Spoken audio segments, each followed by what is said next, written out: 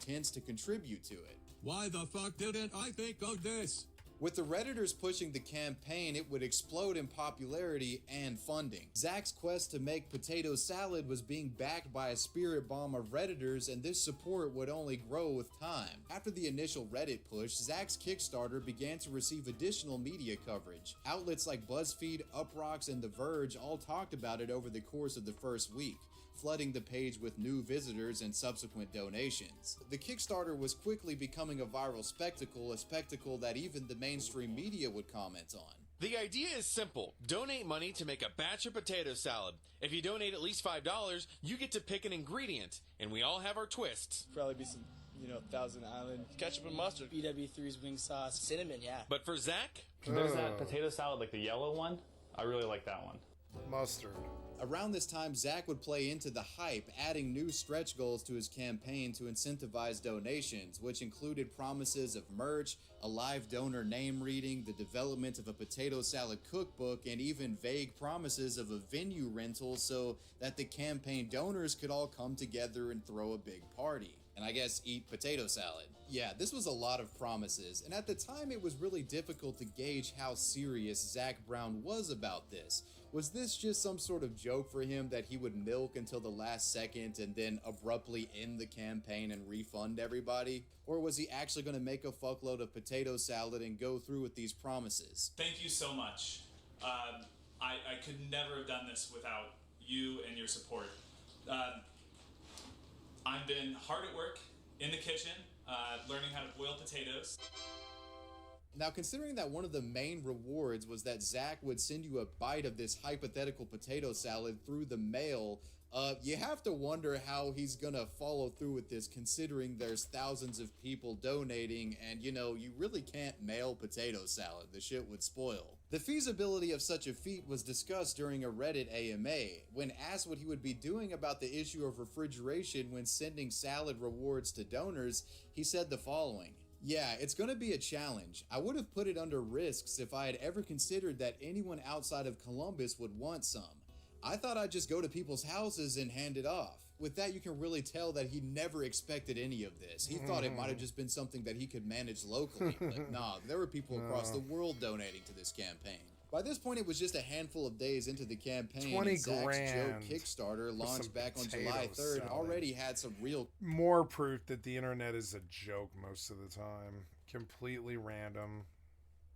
cash behind it.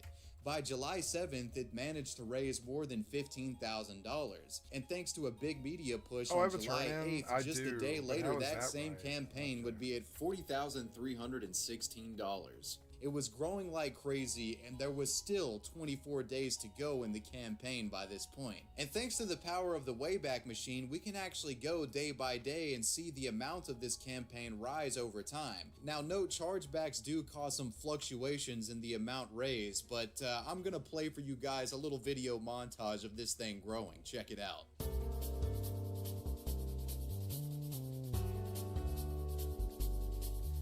Oh my god, he's up to $100,000 for a $100 Kickstarter goal. The day had come, August 2nd. Oh no, Zach's he got to 55 grand. I thought it was going bigger, but nope, 55 grand. And yeah, for $100 Kickstarter potato salad Kickstarter. finally came to a close, ending with a grand total of $55,492, thanks to contributions. So now they want their potato salad, though, which is, how are you gonna do that? You're gonna have to fucking FedEx like $10,000 worth of potato salad and like stuff, and it's gonna be weird. You have to like dole it all out into tiny cups, like the size of, you know, like the cups you would get for like sides at a restaurant, you know, and just fucking FedEx that bitch overnight, like all of them. I don't know how you would pay for it. The other 40 grand would be like paying the FedEx to get the potato salad there before it's spoiled totally. close to 7,000 backers. I sell And of only course the now best Zach beer, would have to tested deliver on and his true. campaign And the promises. prices He would are have to set, so make a if you wanna shitload of haggle, then potato go fight. salad. He Shut would up, have to you. somehow get this potato salad to the donors. He would have to make a bunch of merch. He would have to get at a venue or throw some sort of potato salad party like he said earlier. How is he gonna do this shit? If he failed to appease donors, he could find himself in trouble with Kickstarter itself, and the whole campaign could be deemed invalid and taken down, which Zach didn't want to happen. He wanted to make internet history in some way here. Zach had to get creative here and come up with a reasonable compromise that people would respect, and that's what he did. Tater salad. Zach would divvy up the money. Some of the money would go towards merch creation, some would go to the creation of an LLC, a lot would go to taxes, and the lump sum that was left would be funding Zach's ambitious charity project, the Potato Salad there we go. I Festival finally got it. Potato Okay. Stock. This would be the way that everyone could come and actually eat the potato salad that Zach was going to be making. In a serious note, a lot of people have been asking you, okay, you've got all this money raised now. What do Sure. you want to do with it? Yeah, you know what I keep Because saying. Kickstarter's a business Right, place, yep. right? Correct. In Kickstarter, the terms of service say that you can't give directly to a charity. Okay. We're looking into ways that we can take the remaining money and spend it for the greater good. Potato stock. So what was Potato Stock 2014? The event was set to be held on September 27th, and it would be Zach's way of fulfilling his potato salad promises to donors. Potato Stock was advertised as an admission-free event that would run for 8 hours that would feature food trucks, potato salad of course, booze, music, and other festival-like activities. But the big thing with Potato Stock is that all of the proceeds generated from selling concessions would go towards a fund to This guy looks crazy. He looks crazy like he's the only guy I've ever seen that looks exactly like the Zuck. He looks exactly like the Zuck when he look at him. His eyes, his expression, the all of it. He looks like Mark Zuckerberg's younger brother. Look at him. is that all of the So the, like the way proceeds generated see the way he's looking. He even has the same eyes. He's like a spitting image of fucking Mark Zuckerberg. It's really weird. He's a little bit, even the hair, even the fucking hair. It's a type. It's a type. He's a Mark Zuckerberg type. It's a Mark Zuckerberg clone. from selling concessions would Look at his eyes. He doesn't blink like Mark Zuckerberg either. See it? go towards a Look at his eyes. He's got the Mark Zuckerberg thing going on. fund to end poverty. He's got the huge eyes. Like, I can't do them like Mark does. I mean, I've got big eyes and I can go big. I can kind of look crazy, you know? Big eyes. But this guy, yeah. of Ohio. Zach had just over a month to make this potato salad festival dream Oh, a shit, reality. I'm at So he 15 got to work. hours? He I'm managed to at get some 15 potato hours right now. donations from the Idaho Potato Damn, I went Commission and a late. few other Yeah, sponsors this would is. also I'm gonna pitch stop in. here at the end Poster of this video. I had advertisements no from the- idea I ran this late. Just, I just kept working. I didn't even look at the fucking clock. So, yeah, 15 hours. Yeah, I should probably end this session now. I've been going for a long fucking time. What am I doing? I guess I'll just stock up here. Yeah, just stock up here. Warp drive active. No, wait. I want you to autopilot all the way back to Shanaun. So we will go to personal assets. Yeah, go there. Okay. Autopilot engaged. Engaged. And potato stock. time depict Zach in a potato field shooting lasers out of his eyes. He had a Moving bunch to of brands on Stargate. board for this charity Warp drive project, and it was active. looking like it was going to be a big dub. The campaign backers couldn't have been happy. Spud Life. I can't believe he got a fucking potato Yeah, with tattoo on his neck. There's something Zuck would never ever do. I've noticed that the kids their age, they always seem to want to get inappropriate tattoos. This event, and the internet and the media was behind. Like, I don't know if that's inappropriate, but it really is really not perpendicular and it definitely demands the attention.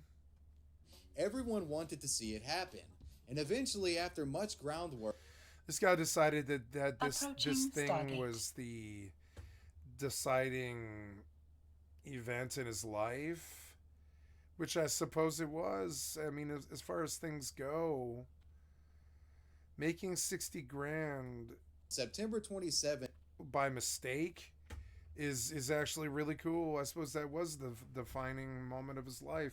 I wouldn't want it to be. It's 60 grand, you know, but it was for him, so he got a tattoo on his neck.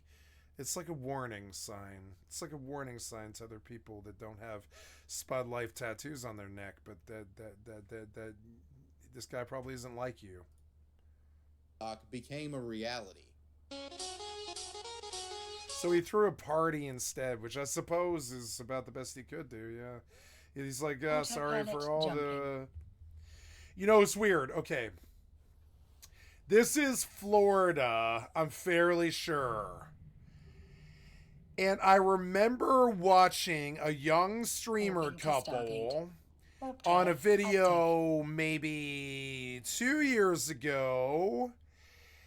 And I remember thinking that the apartment complex that they were in was very, very interesting looking. And I think this is actually the exact same fucking apartment complex. Or the same architect. Because, like, while the top of the apartment complex isn't very unique, the bottom is for some reason. Do you see how... Oh, I remember why I thought it was interesting. It's because on some of these, they have their own fucking veranda on the bottom floor. See it? These little black squares are actually like little cozy nooks that connect to their fucking to their apartments, like a hotel. It's like how a hotel would be, but they're apartments. And this streamer and this hot girlfriend, I forget their name, they lived in this fucking thing, and they were playing pranks on each other over and over again. They were a prank couple. They were funny. And I remember he chased her down this sidewalk in one of the videos. And then also they went up to the roof, and I'm fairly sure this is this exact apartment complex. It really stuck out to me where they lived for some reason, because it was frankly very beautiful. They did a skit up on the roof, I think. And I think this is the same place. I'm fairly sure. The background looked exactly like this. There was a big, tall building. I remember, like, I was like, wow, it's weird because he lives in this giant fucking condominium. But there's, like, all these skyscrapers around. Do you see it? There's, like, skyscrapers around this condominium. To Stargate. Warp drive active. And I was like, where you live is extremely full of money and full of beautiful people. And it stands out like LA, but it's not LA. Do you see it? It stands out like LA. It's actually, I believe they lived in, I think, Orlando, Florida. And this is the rich side of Orlando, Florida, I think. But I might be wrong. Where was it that he threw this? My God, this is what he did? This is a lot more than 60 grand. What happened here?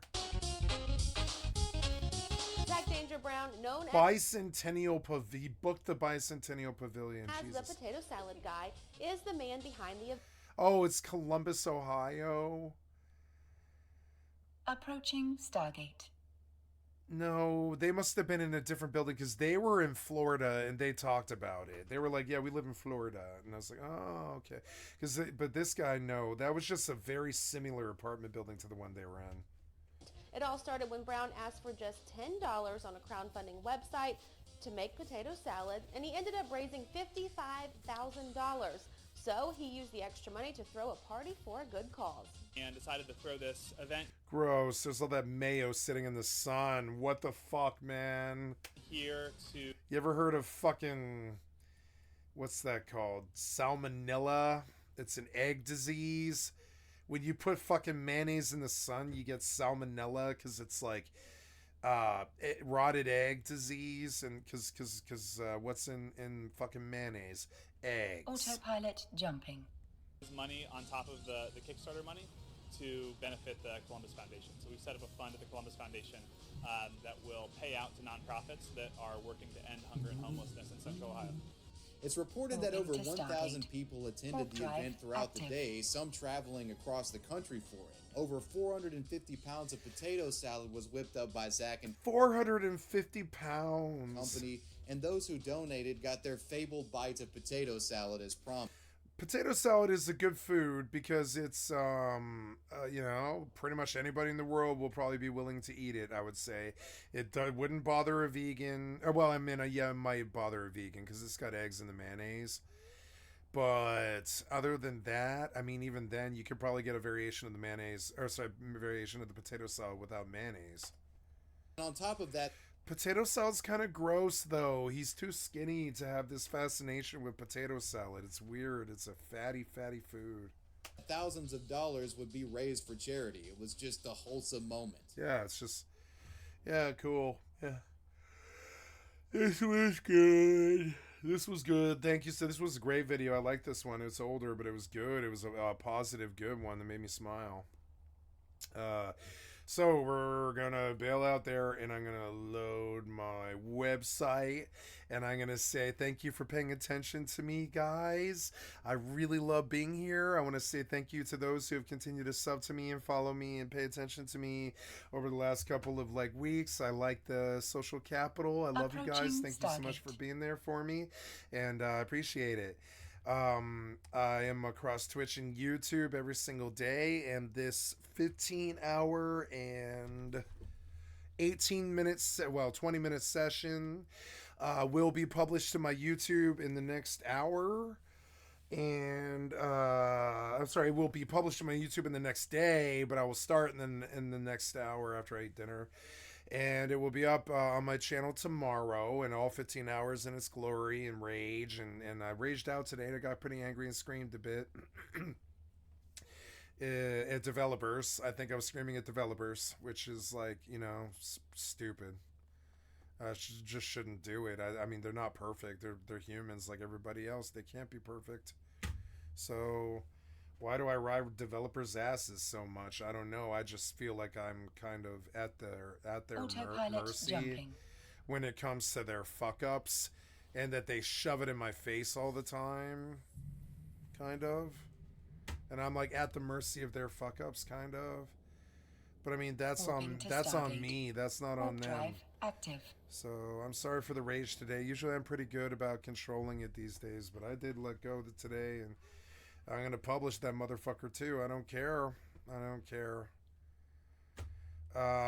So, yep. And, I mean, I don't care what people think. I don't care if it goes viral, honestly.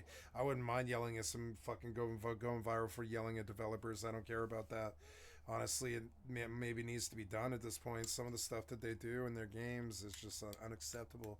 Like that hard-coded fucking item switch in Rust where you can, get killed, switch your gun all the time because you're accidentally rolling your mouse wheel by mistake. That's an example of their developer ineptitude, you know.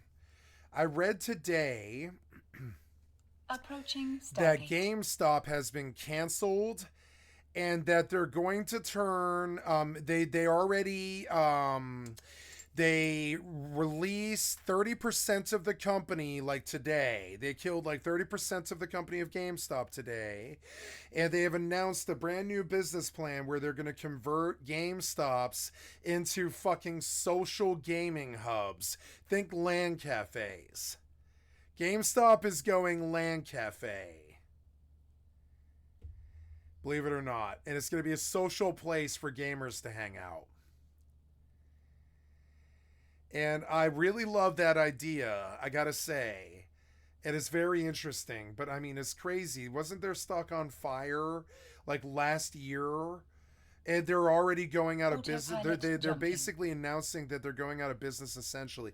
And they're going to entirely reformat the company into something that's financially viable, which is because consoles are dead. You know, consoles are dead. What does GameStop sell? Nothing. So, you know, they're gonna shutter the GameStop doors for a couple of years, I guess, and then they're gonna reopen all of them as like a franchise, like a franchised gaming cafe, and I bet they go belly up. Because I've never heard of a gaming cafe ever be success. I mean, I've heard of them be successful, but I've never heard of a chain of it ever happening. That I mean, I guess there is some. We have some in Denver, but I mean, there is of course like Clutch and stuff. Clutch is all over the country, but like they're not successful. And I think GameStop should listen to me. I don't think that's a viable business path for you, and I think any good gamer could tell you that. LAN cafes are going the same exact goddamn way of the dead dodo as the fucking console crowd is in the console games. The way of the deadies, you know. Going to the land of the deadies. It's the land of the deadies, GameStop, and changing it into a LAN cafe isn't gonna fucking fix it. Trust me. Kids need babysitting, and so I would say if that could work, where if they were like, bring your kid after school to our LAN cafe, and for $2 an hour, we'll give them a cubicle every day for, you know, until, you know, from 3 until 7 p.m. or something, right? This is what LAN cafes are good for, is latchkey kids that would rather be on computers than living their family lives or playing soccer or any of that. You know, gamers.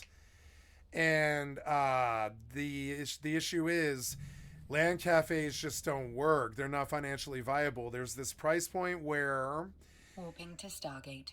Kids can't afford $5 an hour, and you pretty much need to charge $5 an hour to make a LAN cafe work, right? At the very least, and it's actually more like 10, frankly.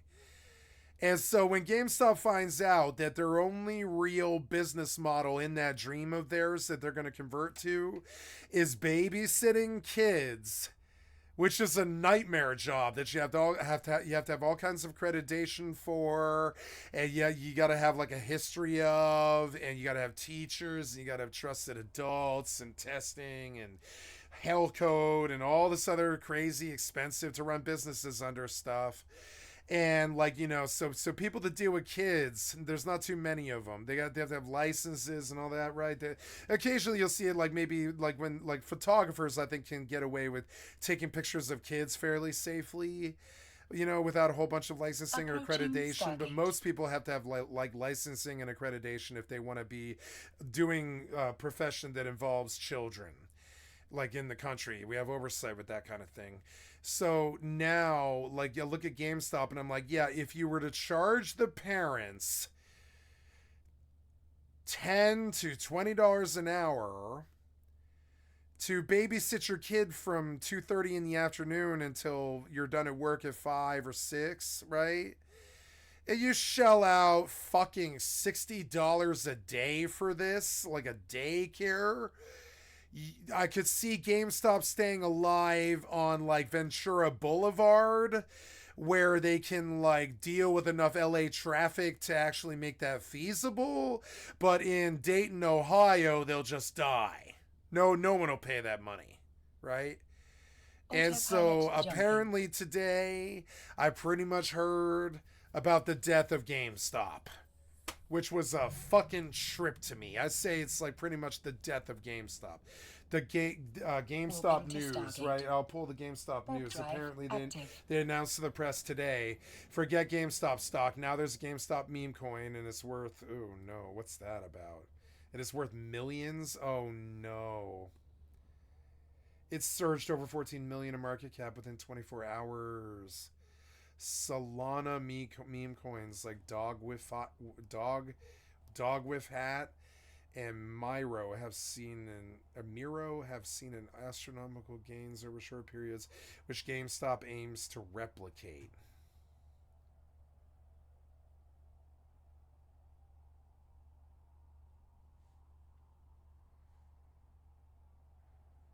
What?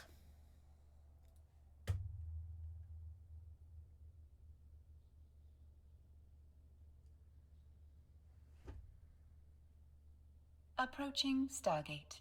Oh no.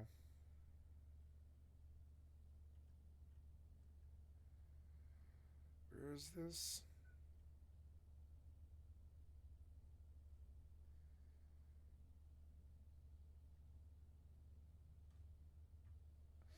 $8 a.m. That's such an interesting time to do it. The night cops have gone to bed and the day cops are busy, right? And you fucking rob a 10 a.m. retail store about an hour before the management comes in.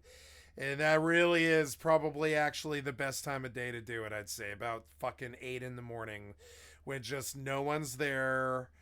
And it's a busy day and you can just drive off and there's traffic on the streets and all this. You're not doing it at night where if you burglarize some store, they know that the only car on the road is probably you, the burglar, right? So, but during the day at 8 in the morning, you could rip off a GameStop pretty good.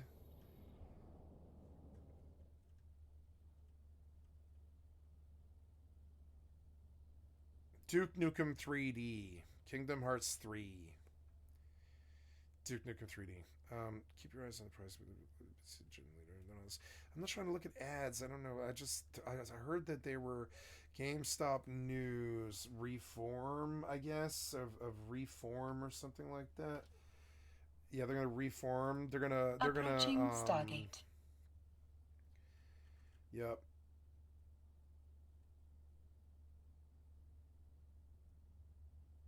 Oh god, so they're like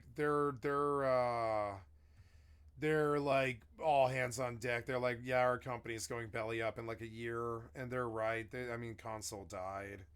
I think console gamers are the gamers who just don't take it seriously enough to buy a gaming PC. And that sounds horrible, like a snobby thing, almost like a broke boy comment, from a streamer. But I mean, gaming PCs in the modern age are not cheap. They're like 1,500 starters, more like 23 firm. And $2,300 is not something that teenage kids have for a luxury device like a PC gaming machine. And dad is unlikely to want to drop $2,500 on a kid's gaming habit. That's not gonna fucking be productive to their lives, So the dad's like, no, I'm not blowing $2,500 on a gaming PC for you. All you'll do is play World of Warcraft all day, or whatever the equivalent is, Fortnite or whatever. All you'll do is play fucking Valorant all day and ignore your studies. No, I'm not buying you a PC. Deal with your $600 expensive ass PlayStation 5, right? So that's the market that GameStop has got left. The rest of us have pretty much converted, I think, completely to like the modern age where you can get like 1440 to 4K fucking games going, at 200 plus frames per second. And and we're living in the new age now where people are kind of willing to invest like $2,500 in a gaming PC. They're getting that serious about it. So it's like that console crowd that kept GameStop alive, they're on the way fuck out. They're out. Like ever since Xbox Games Pass hit the fucking PC, I would say the console was on the way out. Xbox killed console.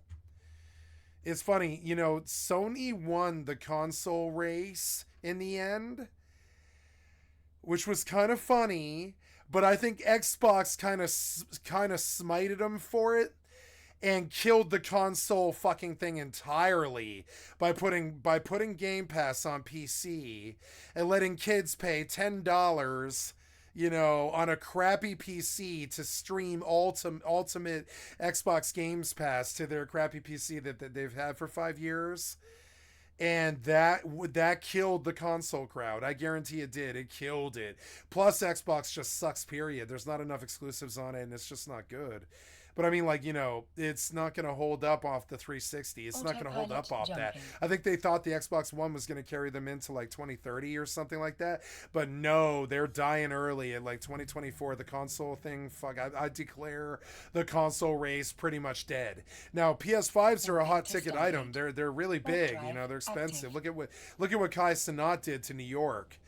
But that doesn't change the fact that I'm fairly sure every single one of those people that wanted a PS5 in that riot would have been a lot happier if it was a fucking if it was actually an Alienware PC, an Alienware laptop.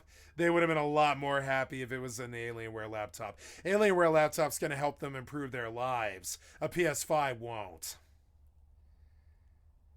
And this is why GameStop is on its way out. It's just fucking full blown, like literally the console race fucking died like today. I'm talking like end of a fucking era, guys. I'm dead serious. Console, I'm officially, I'm an expert. I guarantee you, I'm really pretty right about this. Console will never die, but console is dead. Does that make sense? PS5 and PS6 will always be hot items, and Switch will always be a hot item and stuff, right? It'll always be a hot item. It'll always be in demand. It'll always have a nice price point of like 200 used. It's always going to be really valued, right? But, and especially the longer we go without consoles after consoles has officially died, the more those consoles are going to be worth something. I should technically buy a PS4 Pro. I'm fairly sure I should buy a PS4 Pro with like Spider-Man on the cover, the Miles Morales one, collector's edition, right? And because they're probably cheap, they're probably only $440, something like that, right? And I guarantee it, in 10 or 20 years, that fucking unopened, pristine bitch of a PS4 is gonna be worth 10 grand. 10 fucking grand. I'm dead serious. When the Fortnite boys are all 40 and 50 like me or whatever. I'm not 50, I'm 40. But like, you know, but when they're all 40 and going on 50 like me, they're going to be thinking about how Fortnite on the PlayStation 4 was where they met their wife or their husband or whatever, right? And they're going to want a collector's edition of that PS4 Pro that changed their whole gaming world for them.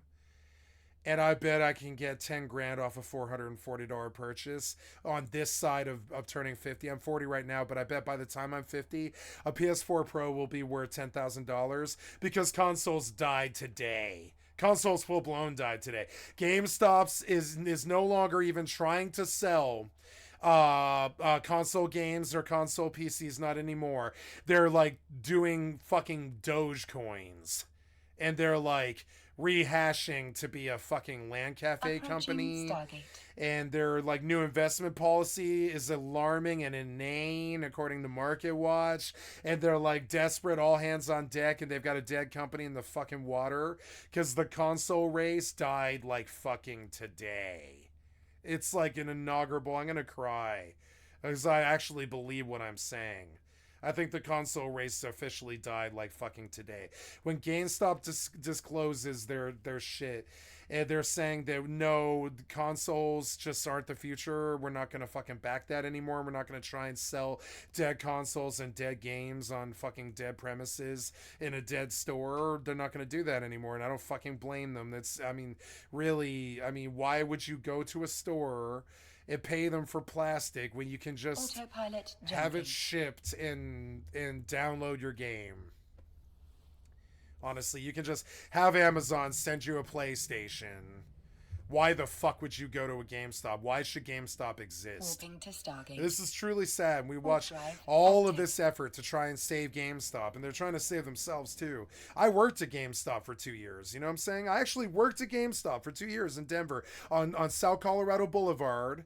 It's still there too. That same GameStop's still there. It probably shut down today, honestly. But it was there for like 20 years and stuff. And I worked my best friend and I worked at that fucking GameStop for at least 2 years. He worked there for like 5. And and I definitely worked at a GameStop in my life. I promise you. I can show you the paychecks. I don't have the paycheck stubs, but I've got the tax proof. I worked at GameStop for 2 years when I was a teenager. And like I really feel very passionately about this company, but I don't feel any kind of whatsoever faith in their product whatsoever. And it's weird because their product is something that I genuinely love, like crack cocaine, and imbibe and use every single fucking day like crack cocaine. And I'm addicted to it worse than crack cocaine. And I would kill for it worse than crack cocaine. If you were to take my videos away from me, I would kill you. You know what I'm saying? The same way a crack addict will kill you for taking their crack away. You know what I'm saying? I'll kill you if you take video games away from me. So GameStop dying is not a good thing for me. Not a good thing for me at all. That's like basically I'm a crackhead and they're shutting down the crack house permanently, right? And that's not a good thing for me, right? That's not good. Where am I going to buy my crack? You know? it's an apt analogy. So now GameStop died today, and the console race died today, pretty much, and everything's changing, and it's better to get Amazon to send you a $400 or $600 fucking console before they die, which, I mean, and they're dying, trust me. Even Blu-ray players are dying. I mean, that shit's dying. It's just, the PC's the future. It's always been PC Master Race, bitch. I hate to fucking say it, but PC Master Race, and I've always believed it. Even when I hadn't owned a PC for another 5 more years or something like that, when I was like 13 years old or something, or when I know I had a PC, but I didn't have a gaming PC until I was like 18 or something like that, right? And so when I was like 13, I had a piece of crap Pentium 3 that was running like fucking Diablo 2 or whatever on my gateway, you know, the gateway that everybody owns. Like the fucking, you know, even then I still felt that even though I couldn't afford it, that I couldn't afford to do it, and I couldn't afford to do it, you know, I felt that PC gaming was the master race and the PCs were the master tech, and that all the cell phones and all the consoles and all the fucking iPods in the fucking world still don't really add up to a PC. You know what I'm saying? It's all those iPods that we all want to give credit to Apple for, I thought was a complete landfill-filling disaster. Just a disaster. Batteries and landfills and cell phones and fucking landfills and shit. It was just a disaster. The iPod was a disaster in my opinion. Like you know, I'm sure what's his name is spinning in the fucking grave over that. You know how bad that was for the planet? All those iPods. It was just bad. It was all that plastic for no fucking reason, and the tech was dead inside of, what was it, 4 years or something like that. We all moved to PC. We all moved to PC and cell phone. We just didn't, you know, we just weren't going to do those iPods like he really wanted us to. And I thought it was a bad tech back then. And I think it's a bad tech now, you know. I always thought it was a bad tech, you know. So like, and so that's an example of like, of how, like, you know, not embracing the death of your revolution. You had a revolution there, GameStop, but it's over now. And so you need to embrace the death of it and not try to keep this going. You should entirely reform. And my suggestion to you is not trying and failing to be a babysitters for gamers in a LAN cafe fucking format. My advice to you, is lobby the government to legalize monetization sales and sell online items and skins, NFTs and such.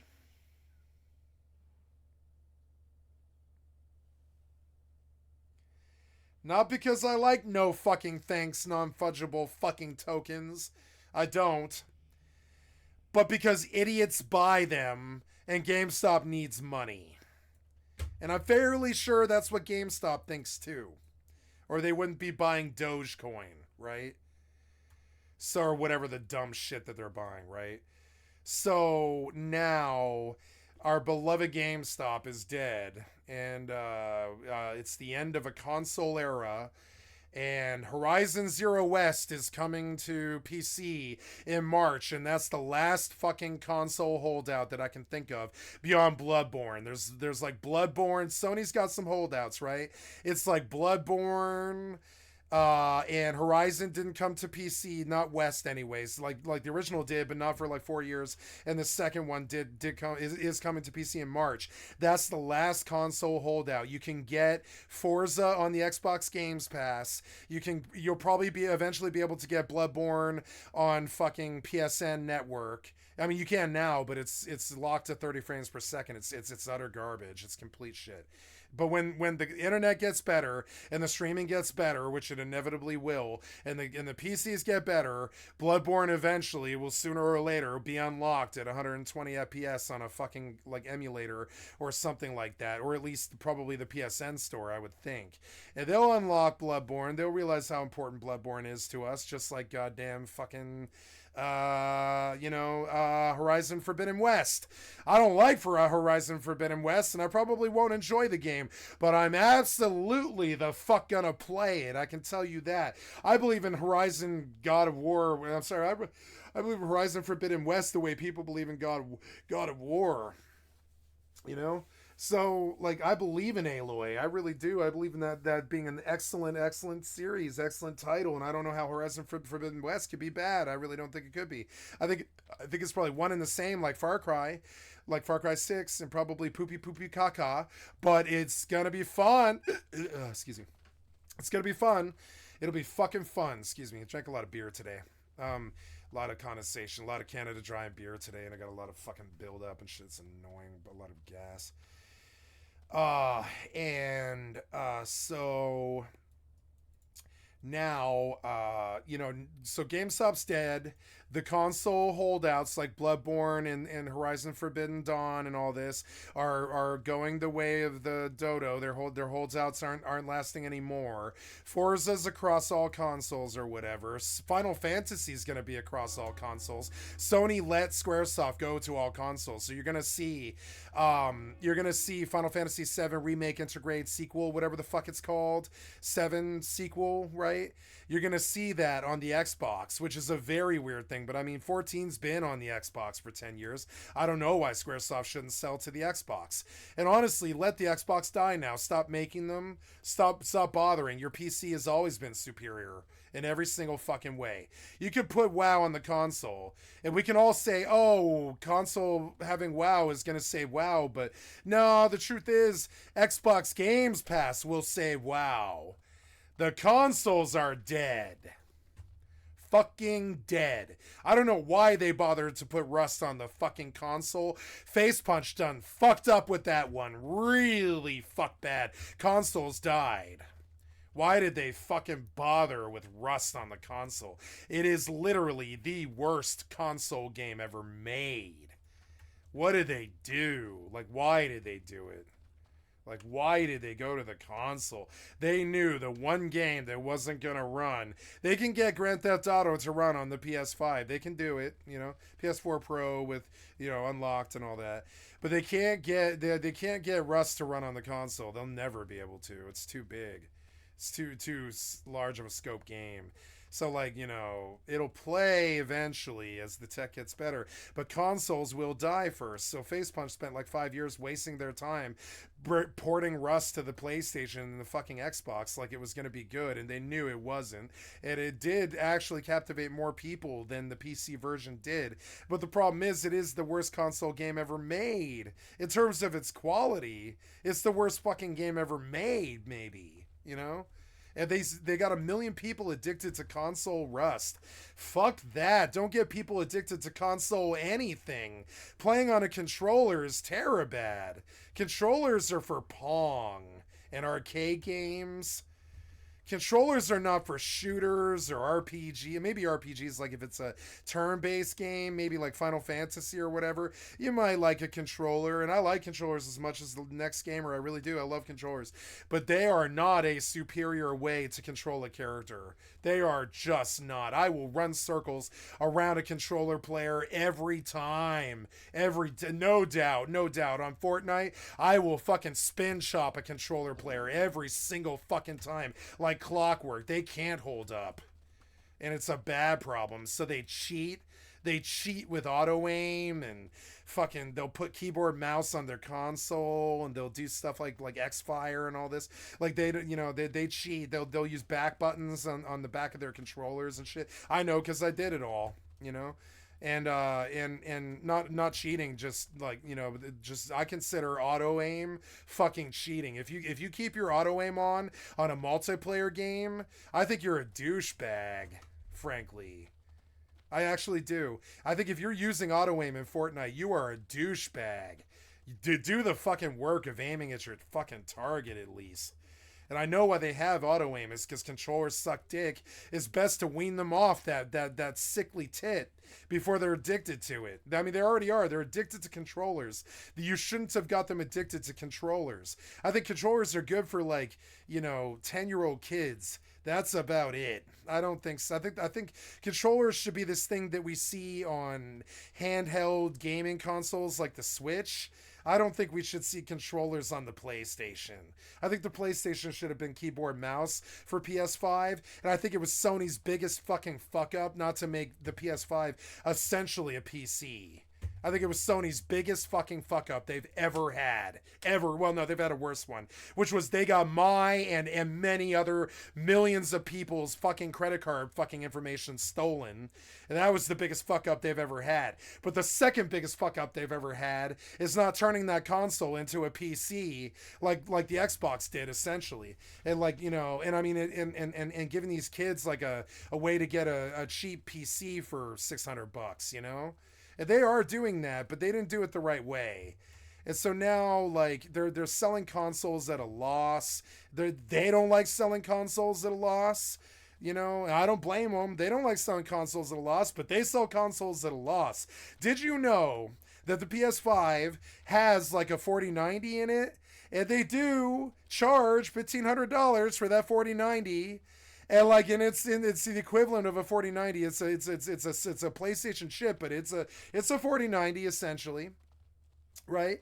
And so it's a great card, but it still costs $1,500. Now, what does PlayStation sell? What does Sony sell the PS5 for? Like $600, $700, somewhere around there. Maybe with a controller and a headset's like $700, maybe for the new package, right? I really wanted one at the launch, but it locked out for 2 years, and I couldn't get my hands on one until I didn't want one anymore, right? And so now, they've got these piece of crap consoles that can't actually run hardware or Windows. And so they're just, to me, they're like landfill. They're like landfill. Consoles to me are like landfill. Like now they're essentially the same thing as dead iPods. They're good. They're good to hold on to like iPods. They're good. They're good products that work, but they're not valuable anymore. I don't think, console gaming's valuable, but it's not going to last that way. It's going to move to Xbox Games Pass and PSN Store. On the PC, that's how it's going to go. They can't get the performance on a console that they can out of a PC anymore. A console's too expensive. And so every time that fucking Xbox sells an Xbox One X, S or whatever, 1X, I think it is, the newest one, right? The next gen Xbox, right? Every time they sell one of those for $600, it's like it's like an $1,100 loss for them, because they know that the guy who buys the $600 fucking Xbox One X is also probably going to buy $20 to $30, $60 games, and that adds up. Also, they'll sell him a bad Xbox, and he's likely to buy two. I'm serious. I'm serious about this. Name an Xbox owner that hasn't bought two Xboxes, right? And also, they sell you two Xboxes at a loss too. So, but they know that you're gonna buy 30 games in your lifetime at $60 a pop, and that's where they make their real money, right? Because it's each time they sell you a game, it's between $60 and $100, and if they sell you $30 to $40, $60 to $100 premium games over a 5-year period, right? Or a 10-year period, they got $3,000 out of you. The problem is they're selling those PS5s at an $1,100 loss so they can sling games, which is just a sad state of affairs. Nintendo never would do that. I'm sorry, but that's just a sad state of affairs. And so the console boys that make the consoles killed the console. It wasn't the kids going toxic and boycotting it or something and going PC like I thought it would have been. It was actually that the people that build the consoles want it to die so they can sell you PCs. And guess what? That leaves Sony high and fucking dry, because what does Sony have to do if they want to sell a PC to somebody? They've got to go talk to Microsoft now, don't they? Not all the time, but a lot of the time they do. They kind of have to do. They kind of do. They kind of have to go to Microsoft to build a personal PC that a gamer would want to buy. They kind of have to do. So does Nintendo. They both do. So no matter what, they're going to keep building these fucking consoles, which is so stupid, but they can't sell the games in the stores anymore. And I don't know why they want to keep making consoles, but they do. When Game Pass on a fucking Pentium 3 is more superior than a PS5.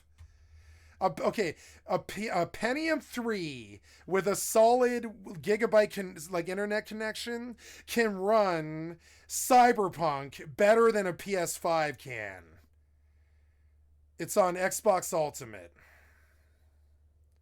You stream it. GeForce Now can do the same. You know who can't play Cyberpunk? It's PS5.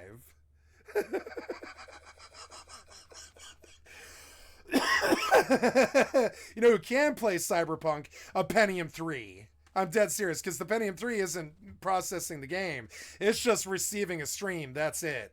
And that's why consoles can, will, and should fucking go the way of the dodo 5 years ago. Bye.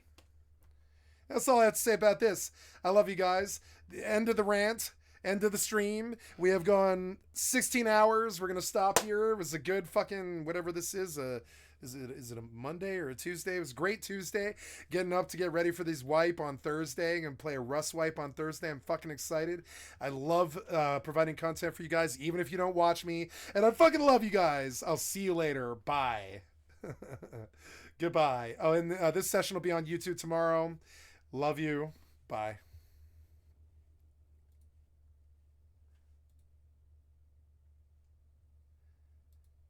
No, wait, I'm going to stop. Yeah, stop.